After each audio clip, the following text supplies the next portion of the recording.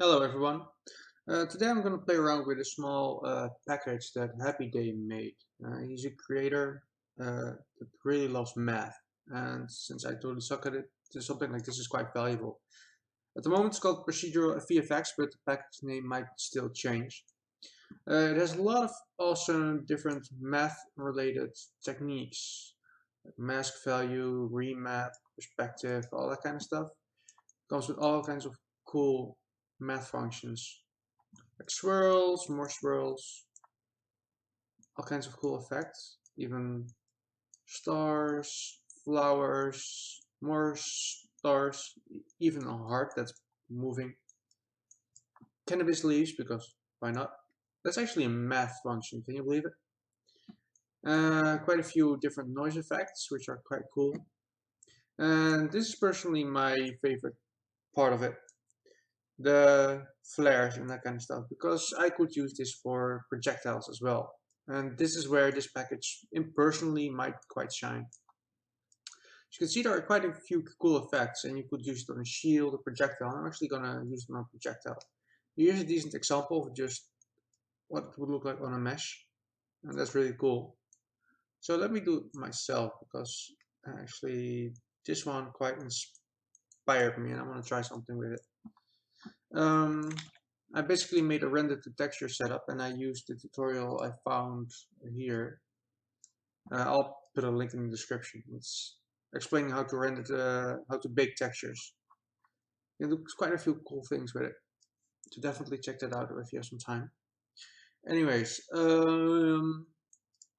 I basically copied this material setup from this effect into this baker material setup, which is basically just the same thing, but I have a blueprint saying hello to that texture, and whenever I compile it, it will bake out the texture. Now the alpha map is inverted, but I can easily change that in Photoshop if needed. And it just gives me this texture. Now if I right click on this render target, I can create static texture, and it will render out that texture as an actual texture, which is quite cool. Now I can export this as actions export, and let's go to art and design, textures, and then let's do tests or something for now. Save it. I'm gonna open it in Photoshop real quick.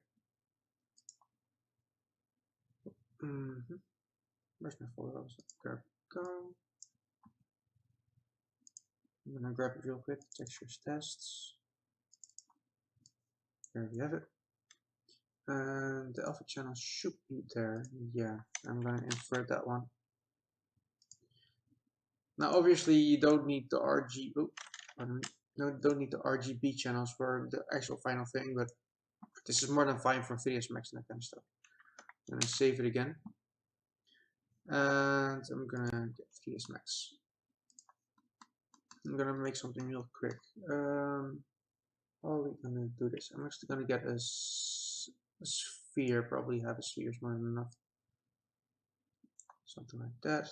Let's make radius about 50 centimeters. And segments are fine in my humble opinion.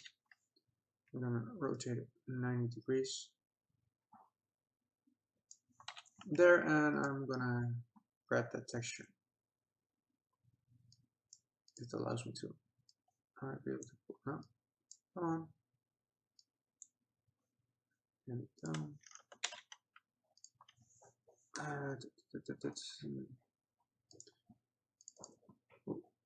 Textures, art and design, textures. I should probably cut this out, but okay. Textures, it's bigger. There we go. And grab standard. I should have set this up before. Apologies for that. Plug it into diffuse. You could plug it into opacity as well, but I don't think I'll need it in this case. So apply it on this. And there we go. We already have something going here. But I want it to be on this side. So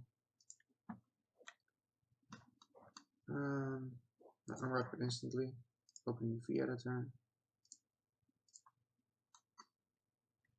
Let's see what we can do.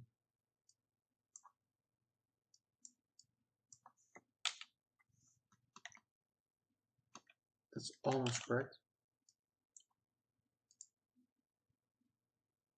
Y, yeah. Or actually, let's do X. There we go.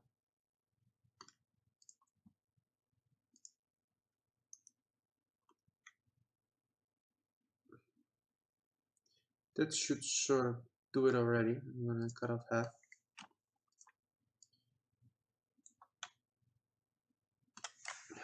There. And after that, I actually am gonna grab another duplicate. A bit smaller, a bit longer. Make sure that it doesn't stick there. Maybe a little wider there. Should sort of do it, I think. And I can actually try to put it on a plane as well. Just for fun, just try that. About 30 by 150. In this case, just these seconds should be fine. I am recording, right? Please tell me I'm recording. Yes, I am recording. Okay.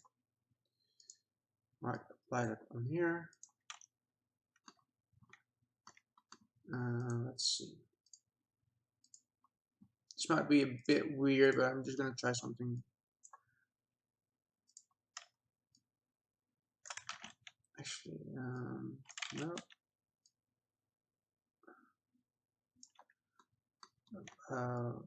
There.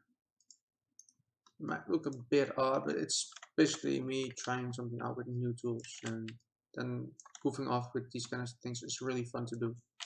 I really enjoy just goofing off, so let's get two going. There we go. Move that somewhere in here. That should be fine for a test. Just a little bit. Okay, I make one mesh out of it. And there we go. I need to touch a few more here. Now let's see what this will look like with that material in motion. I hope it will look quite cool. Export selected and click access, design tests, and call it SM procedural VFX tests 1. Let's import it in here. Import, now we go again. Design tests. Don't need collision. Don't need to import materials or textures. Anything else? Tangents and import all. There we go. Now this is the mesh. Now let's grab the actual material in this case. So I'm gonna select it here. It's a bit wider. Click on the magnifying glass and it will select it instantly and apply it on this mesh. And as you can see, it doesn't matter how far you zoom in, because it's math, it will always be quite crisp and sharp. There's no you don't see the squares, you don't see the compression, that kind of stuff. So you can get quite some cool effects, especially if I make this a bit faster. Now that will be really cool. Let me actually see if I can double side this material real quick. Two-sided, there we go. I'm gonna save it, and the result will be slightly cooler as well. Still, as you can see, I didn't really bother combining those two properly, so let's do that now. Let me rotate this about 90 degrees.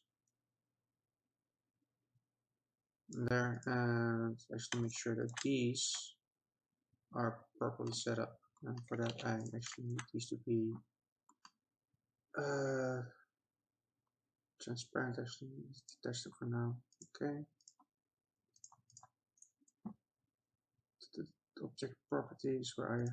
There you are. See through. Okay. And get the vertices going. Actually, let's do something real quick here. Now we have a vertex in the center. Let's move this to wherever this starts. It's about there. And move these separately from that till they also hit the vertex. About there. That should be enough. Now I feel like I should maybe lengthen this effect a little bit. So let me grab these, check properties, and enable the see-through, the true, and grab these, vertices, soft selection, something like that. Make sure the edge distance going. I'll make them a bit longer there. I think that will look quite swell. Now I can change it a bit more, but for this video, this should be more than enough to give you a decent idea what you could do with this package. And this is just one example. I could do so much more. I'm going to export selected again and save the mesh once more. And in the content browser, I'm going to re-import that mesh again. And I forgot to attach the back part to it again. Okay, attach there and export once more. Yes. Okay, re-import the mesh. And there's the result. Let me actually place it inside here for now. I'm going to rotate it. And there, and move it a little bit out of the way. Now, besides this already looking quite cool in my humble opinion, let me actually get the texture once more, change the color a little bit so you can see some cool things. And there we go.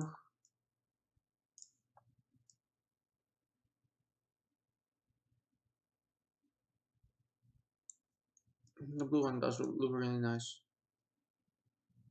We could also go for a really bright red, as you can see, green. And let's do a bit more Kamehameha-ish effect.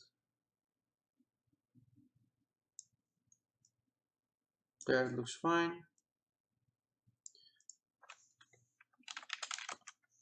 You can change some other values. I'm actually dragging this here now, so you can actually see what's going on. And here's the color picker. So let's go for a nice purple. And there are other things you can change in here, like the width. If I do 40, it goes quite smaller. And if I use like 25, it grows a bit bigger, as you can see. Now there are a few other things you can easily change. Brightness, center brightness, curvature, which makes this look like way more aggressive, as you can see. This looks freaking awesome in my humble opinion. But you can also change it a lot more. And there. Ray contrast. Now you can already make so many different projectiles with just this one thing. I mean, let's see if we got 0.1, 0.2. Oh, there. Totally different effect again. And if I change the speed to 1, there you go. I mean, this is just so cool. And especially for somebody who doesn't really understand math that well, something like this is just so valuable for artists like me. Anything else? Yeah, definitely going to show that. So this is the texture we put on the mesh, and it's just, like I said, all math. So it shouldn't matter how big I make this. As you can see, it's still sharp and crisp. And that's the real power of math-based effects. I mean, try and do this with the texture, and you'll never get that kind of result. I can actually probably sort of show you real quick. I'm gonna make a new material. Just call it pixelated. And we bake that specific texture out, right? So let me actually plug and place that in here, there, and plug it into emissive. Obviously, it won't be animated, that kind of stuff, but it will just be showing you the difference between the math-based and an actual texture. I also made sure that there are actually no map, so that's actually quite strong. Let's apply that on this mesh. And as you can see, there's already quite some distortion. Let me plug in the alpha channel for the mask there.